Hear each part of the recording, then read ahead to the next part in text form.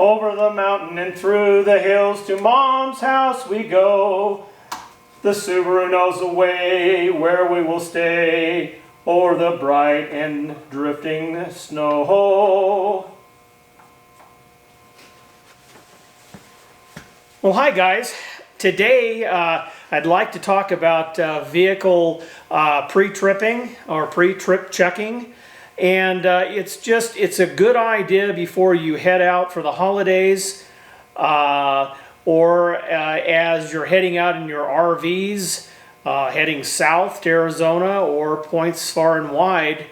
It's a good idea before you head out just to run through a checklist of items to make sure it's a good way to mitigate any issues you may have on the road. Okay, so the first thing that we're going to check on our list, we're going to check the oil level. And so here on this, this is a 2009 Subaru Outback with a 2.5 four-cylinder. So we're going to go ahead and we're going to pull the dipstick out. And we're going to wipe it off. And stick it back in. Let it settle for a second.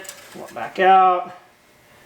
And we are, we're about a 1/4 inch above the low fill line. So we'll go ahead and we'll put some oil in this. It does use a little bit of oil, so we're on top of it all the time, and I check it frequently and top it off. So let's go ahead and put some oil in it. What I'm going to do, I'll set this up here. Let's take this cap off here. It just sets in there. I use Mobile 1 530. Okay, so we've let that settle after we've added our oil. We'll go ahead and pull our dipstick again. Wipe it off clean. Reinsert it in the dipstick tube. And we are right up where we want to be. It's good when you have older cars like this, and if they do burn a little bit of oil, it's always good to have in your kit in the car, your tool kit, etc. Have an extra quart of oil along with you.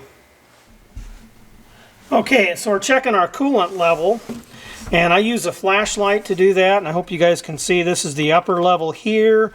The lower level is down below, and we're right in between. So we're actually good on that, and so we won't have to add any coolant here. Okay, so the next thing I'm going to do is I'm going to top off the windshield washer fluid. We live in a very cold environment up here in the Northwest, so I use the all season. This is a windshield cleaner and de-icer. It's good to down below negative 25 degrees. So 2010 is pretty good stuff. Let's just pull this out. And get yourself a funnel so you don't spill.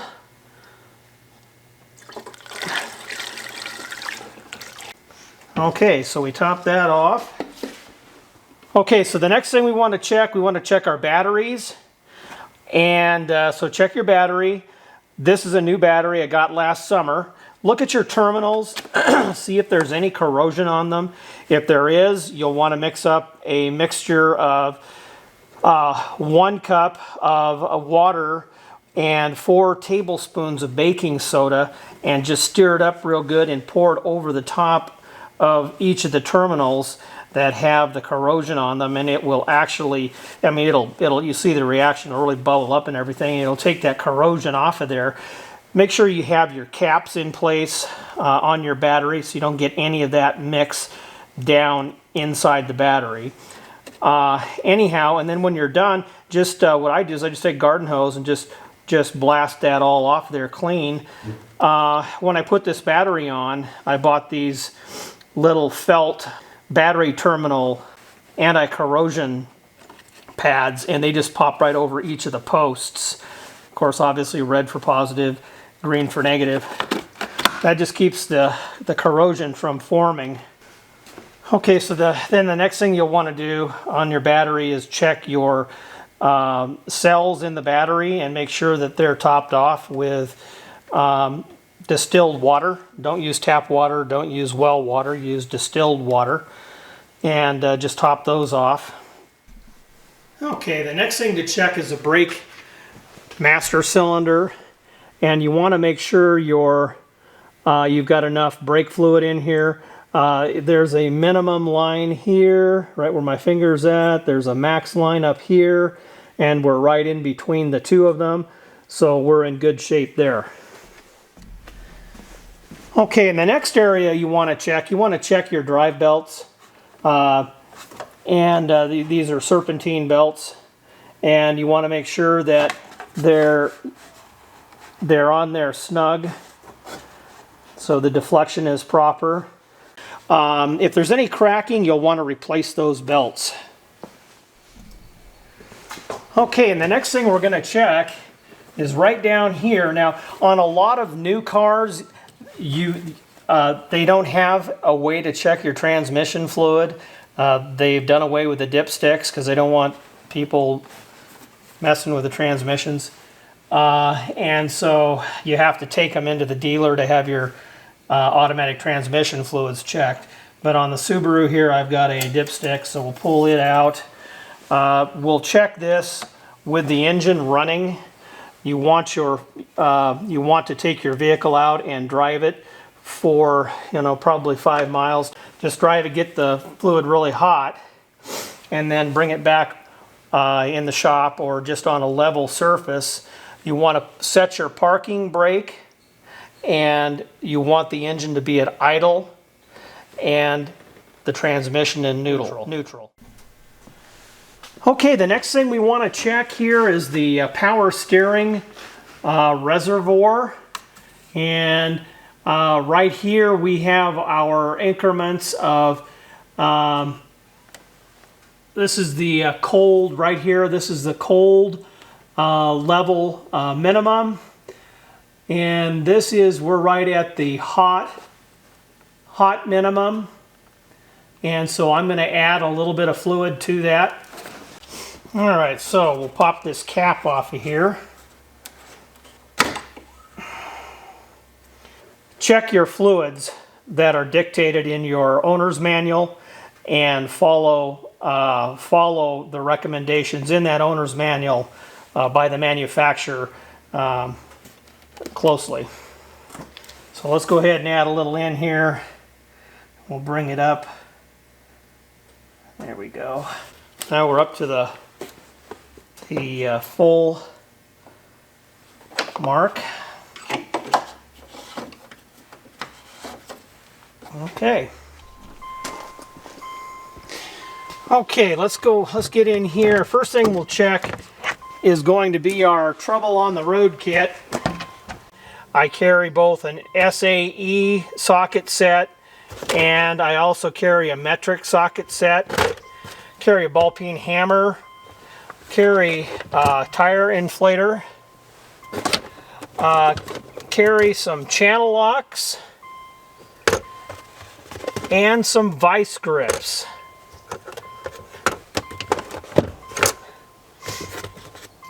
I also carry a flashlight, and you always want to double check this, make sure it's good.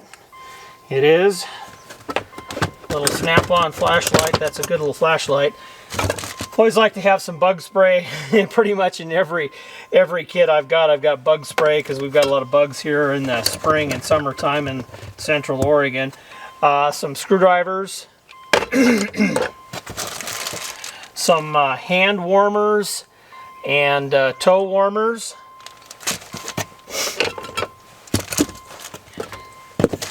a first aid kit, and I carry an emergency radio. This is just an AM/FM radio where you can monitor AM/FM transmission. So that's kind of what I carry in the Subi here for a trouble kit for the road. Under here is where the spare tire's at. So in your spare tire kit, you'll want to make sure that everything's complete, where you've got your jack, you've got your jack handle, which is this, and also it's in a lug wrench. And then this is a wrench so that you can pop loose the little caps on the wheels. Let's pop this out of here. Want to make sure that our tires are up to pressure.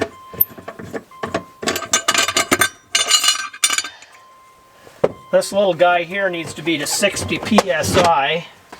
We'll just check that.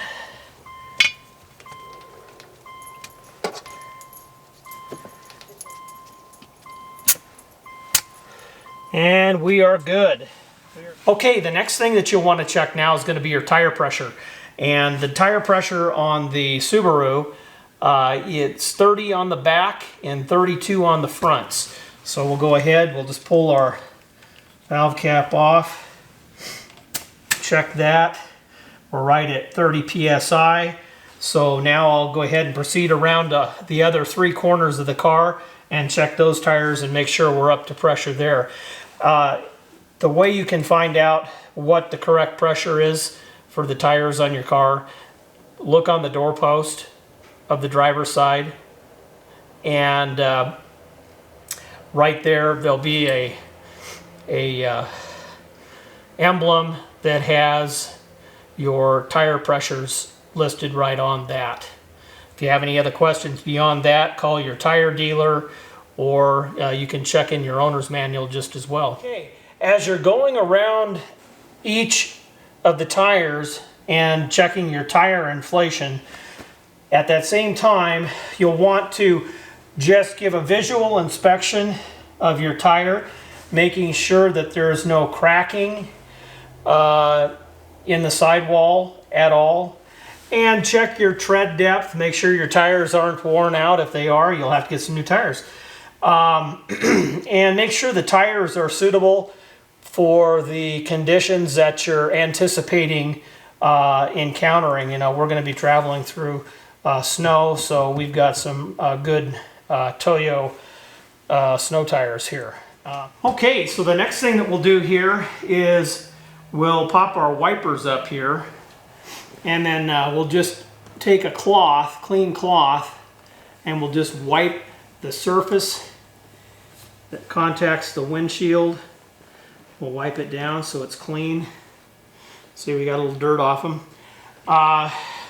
Take a look at the wipers. Now these, I put these on about a month and a half ago, so I know these are good, but I'm going to double check it, make sure that the rubber, there's no cracking, there's no separation in the rubber, and that the mechanism is affixed to the wiper arm, so it won't fall off of there, and we're good to go. So we'll do that on the other side just as well. Well, Helen, so what are you up to? I have Windex. I'm going to be cleaning the glass for a trip. So this is an important thing to do. You want to make sure that all your glass is clean, especially if you're going to be traveling at night, because at night the oncoming headlight traffic, or oncoming traffic's headlights, how about that, tend to amplify a dirty windshield. Wow. And or kind of make things star out, and it's distracting. It's hard to see at night with a dirty windshield. How's that, Rob? Yeah, it's looking good, hon. I'll have to do the inside too. All right. Okay.